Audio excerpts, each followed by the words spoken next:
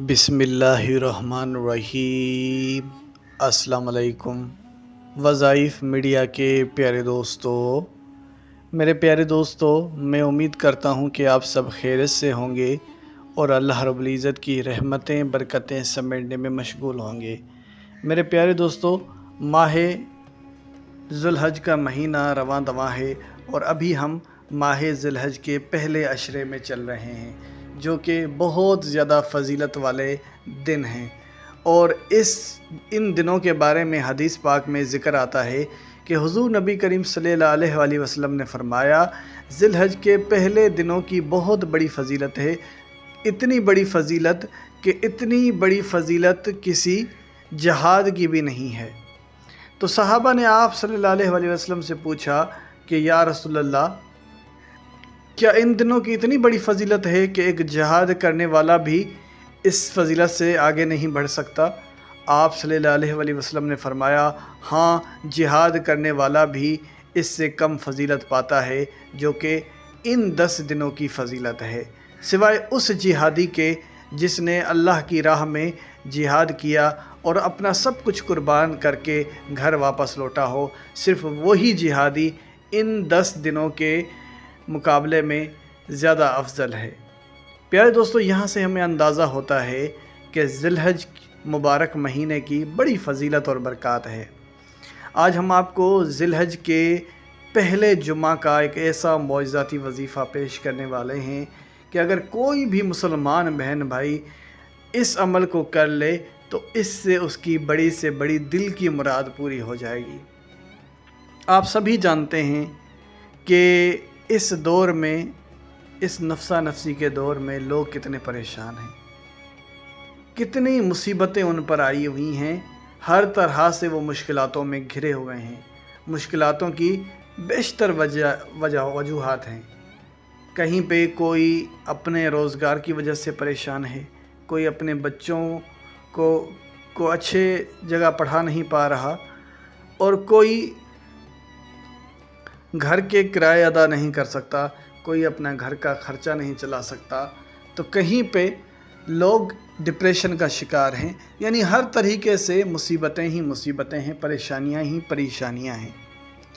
मेरे प्यारे दोस्तों, ये परेशानियां, ये मुश्किलातें, ये मुसीबतें सिर्फ़ एक तरीके से ही हल हो सकती हैं, और वो है अल्लाह को याद करके। जब हम अल्लाह को याद करते हैं तो हमारी तमाम मुसीबतें और मुश्किलातें ख़त्म हो जाती हैं।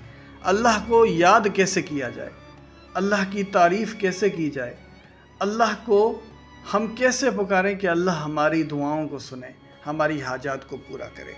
मेरे प्यारे दोस्तों, इसका एक ही हल है, कुरान हकीम। अल्लाह ने हमें कुरान हकीम जैसी एक ज़िंदा जावेद किताब से नवाजा है, जिसमें हमारे हर मसले का हल मौजूद है। कुरान पाक न सिर्फ हिदायत का ज़रिया है, बल्कि इसमें तमाम मसाइल का हल मौजूद है। अगर तो हम इसे अपनी ज़िंदगी में अपना लें, रोज़ाना की बुनियाद पर कुरान हकीम की तिलावत किया करें, अपनी परेशानियों को दूर करने के लिए हम अल्लाह का कलाम पढ़ें, तो इंशाअल्लाह तमाम मुसीबतें और मुश्किलातें कुरान हकीम की मदद से ख़त्म हो जाती हैं और हमारी तमाम मुश्किलातों का हल पूरा हो जाता है। मेरे प्यारे दोस्तों, अब हम आपके सामने माह ज़ुल्हज का एक ऐसा मौइज़ाती वजीफ़ा पेश करेंगे जो कि बहुत कम लोगों को नसीब होता है। ये मौका साल में सिर्फ़ एक बार ही ऐसा मौका आता होगा, या शायद 2 बार, और इस मौके को आपने ज़ाया नहीं करना, क्योंकि ये मैं आपको कन्फर्म कर दूं, ये इस माह ज़ुल्हज के दिनों में आपको एक बार ही ये मौका मिलेगा। वो कैसे कि 1 ज़ुल्हज से लेकर 10 ज़ुल्हज के दरमियान या तो 2 जुम्मा आ सकते हैं या तो 1 जुम्मा आ सकता है। और ये वजीफ़ा माह ज़ुल्हज के पहले जुम्मा का वजीफ़ा है।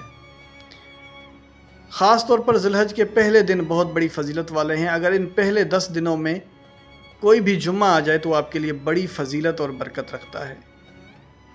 अब चूँकि 10 ज़ुल्हज में कुछ ही दिन रह गए हैं और ये मैं समझता हूँ ये आखिरी जुम्मा ही होगा। इन 10 दिनों का ये एक ही जुम्मा आएगा, इससे ज़्यादा जुम्मा नहीं आ सकते। تو آپ نے اس جمعہ کو یہ عمل کرنا ہے۔ اور وہ عمل کیا ہے؟ وہ عمل یہ ہے، لا الہ الا انت سبحانک انی کنت من الظالمین۔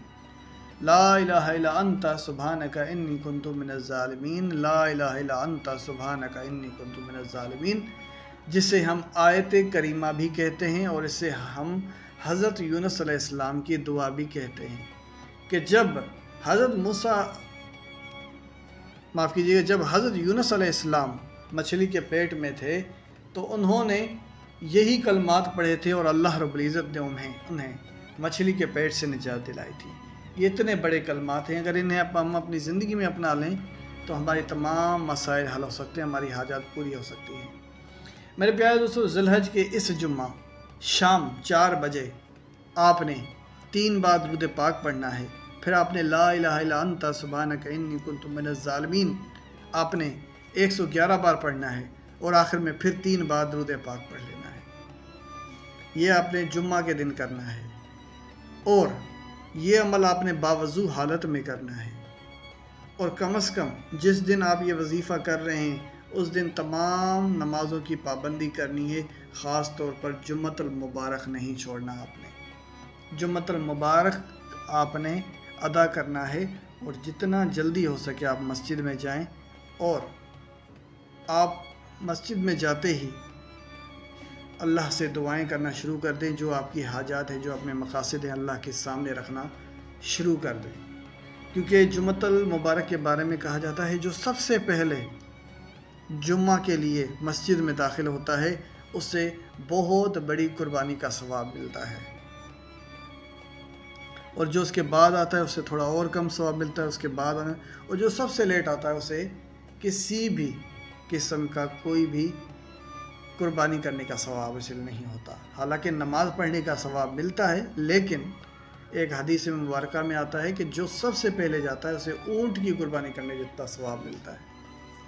تو یہاں سے آپ اندازہ لگاؤ کہ جمعے کا دن کتنی بڑی فضیلت والا ہے۔ ایک تو جمعے کا دن، دوسرا ماہ ذی الحج کا مہینہ، اور آیت کریمہ کا وظیفہ ہو، تو پھر آپ اندازہ لگا لیں کہ اس عمل کی کتنی بڑی برکات اور فضیلتیں ہیں، اس کا کوئی عام مسلمان تصور بھی نہیں کر سکتا۔